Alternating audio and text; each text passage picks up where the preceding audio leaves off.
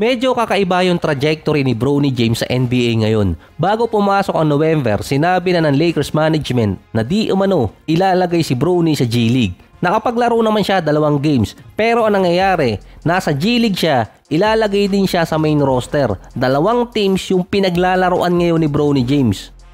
So ganun siya kalupit, batak na batak din. Sa G League lang din nag-i-struggle nga lang si Bronny James, 2 games na. Pero may assurance pa rin siyang mapunta sa main roster kapag may laro ang Lakers.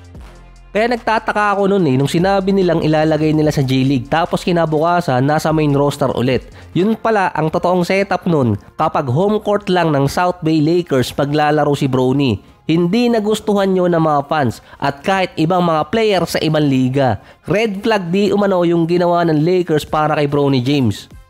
Ito pa yung kinakatakot ng ibang mga fans na may expose siya kapag nilagay sa G League kung hindi siya makapag-perform na maayos. Lalo makikita yung ginawang nepotism issue dahil nga secure yung $1 to $2 million na kontrata ni Bronny James kada taon. Binalik din ng mga fans yung sinabi ni Lebron noong nakaraang taon na mas better player pa si Bronny James sa ibang NBA player ngayon. Siguro kay Thanasis. So baka sabihin na naman hater ka lang talaga ni Bronny. Hindi, ginagatasan ko lang. Nawawala yung chance ng Lakers na lalo pang mag-improve dahil si Quincy Olivari sa G League nag-a-average ng 28.6 rebounds, 6 assists, 44% sa 3-point area at nasa 5 out of 11 pa sa beyond the arc. Matagal nang kinocall out ng mga fans yung Lakers na subukan naman si Olivari sa main lineup. Si Bronny James sa 2 games, 5 points, 2 rebounds, 2 assists, 21% sa field at 0% sa 3-point area. Kalimitan naman talaga yung mga second rounder nakakapag-dominate din kahit paano sa G League. Nag-react na rin yung mga fans na walang talent si Bronny James. Dahil G League na nga lang, hirap na hirap pa siya. Pero secure pa rin siya sa roster spot. Kapag ang isang player inassign sa G League kalimitan, hindi siya i-call out ng ilang games. Yun pala may problema dun.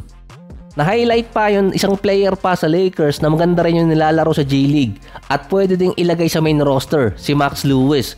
Ngayon kasi nag-i-struggle si Gabe Vincent, pinag-iisipang alisin sa roster ng Lakers at pinipressure na rin si JJ Redick na si Olivari yung ipalit. Pero syempre, hindi makikinig si Redick kasi siya yung coach. Hindi rin niya kinukonsider sa ngayon na ilagay sa rotation si Olivari kasi nga kahit pa maganda yung nilalaro niya sa G League, nasa 9 rotation player kasi yung Lakers lineup. Two-way player din si Olivari at may allotted lang sa kanyang nasa 50 games. Hindi tulad ni Bronny na secure lahat yung laro. So tama rin naman yung sinabi ni Lebron na kailangan nila si Bronny. Siya pa rin kasi nagdala sa Lakers ngayon sa standing nila. Kahit hindi siya masyado naglalaro or talagang hindi siya naglalaro, ginawang palamuti. Ganon siya kalakas.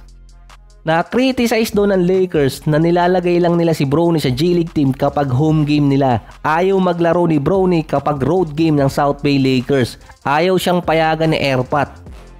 Unfair di umano yon sa ibang player na nakakapamili si Bronny kung saan siya maglalaro. Ang nakalagay dun sa report, maglalaro lang si Bronny sa G League depende sa location. Galing yan sa mismong tagapagtanggol dati ni Lebron, si Brian Windhorst, na parang ngayong hindi na. Ang dahilan nun ay dahil sa health issue ni Bronny James. Dahil nga diba dati inatake siya nung nakaraang mga taon. Ginagamit din ng Lakers yung CBA rule na kapag ang isang player wala pang 3 taon, pwede nilang ilagay sa G League at ibalik agad sa main roster. Eh wala pang 3 taon si Bronny, hindi pa nga nakakaisa. Pero sayang doon si Olivari kasi nga hindi pa nasusubukan. So marami pa namang games na pwedeng mailagay si Olivari sa Lakers.